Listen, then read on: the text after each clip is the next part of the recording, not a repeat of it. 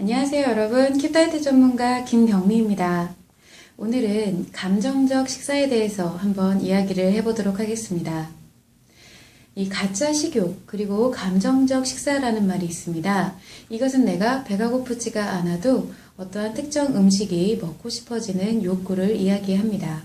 이러한 가짜 식욕은 주로 코르티솔 그리고 도파민, 세로토닌과 같은 호르몬의 작용으로 발생을 하는데 이 세 가지의 호르몬과 마음의 방어 기제는 아주 밀접한 연관성을 갖고 있습니다. 첫 번째 코르티솔은 다양한 이 스트레스에 반응해서 분비가 되는 부신피제의 호르몬 중에 하나입니다. 스트레스에 대항하기 위해서 이 에너지를 생성하려 포도당을 필요로 하게 되는데 신체에 저장된 영양분을 분해해서 포도당을 만들기도 하지만 이 탄수화물을 섭취하게 만들어서 충분한 포도당을 확보하려고 합니다.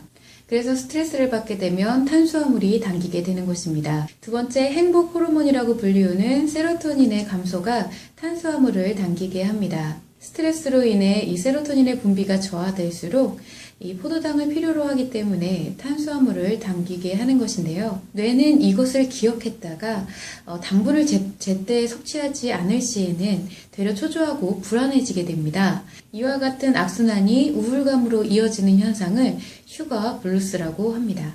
세 번째, 도파민의 영향입니다. 이 도파민은 보상체계의 주된 신경전달 물질로서 내가 어떤 행동을 하도록 만드는 갈망, 그러한 것이 생길 때 분비가 되면서 그에 따른 목표를 달성했을 때 이 인간은 만족감을 느끼게 됩니다. 따라서 도파민은 중독과 매우 밀접한 관련이 있는데요. 위로나 심리 안정을 이루는 음식을 먹을 것이라는 기대감만으로도 이 도파민이 분비되기 시작한다는 연구 결과가 있습니다.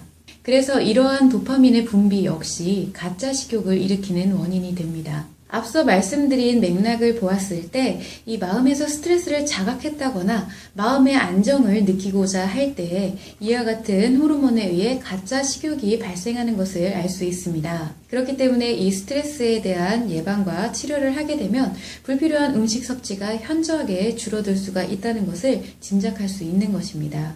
이 외부로부터 인식되어지는 정보 중에 내가 가지고 있는 기준에 맞지 않는 정보는 모두 스트레스로 작용을 합니다.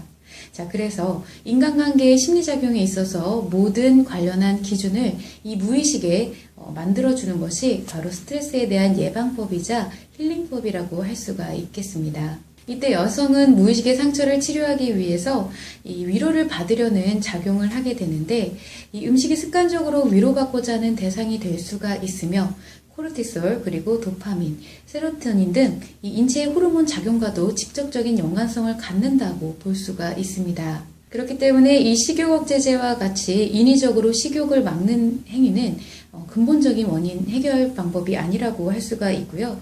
이 다이어트에 앞서서 스트레스와 상처를 치료하는 것이 매우 중요하다고 할 수 있는 것입니다. 대부분의 사람들은 신체에 나타나는 현상을 신체 단독의 작용이라고 생각을 합니다. 그렇지만 앞으로는 이 마음과 신체가 언제나 함께 연동하여 작용한다는 것을 알고 그에 따른 현명한 다이어트를 해야 할 것입니다. 자, 이것으로 오늘의 이야기를 마치도록 할 텐데요. 이러한 내용의 부가적인 정보나 자료를 더 알고 싶으시다면 한국심리교육원 카페나 아니면 킵다이어트 홈페이지에서 확인하실 수가 있습니다. 지금까지 들어주셔서 감사합니다.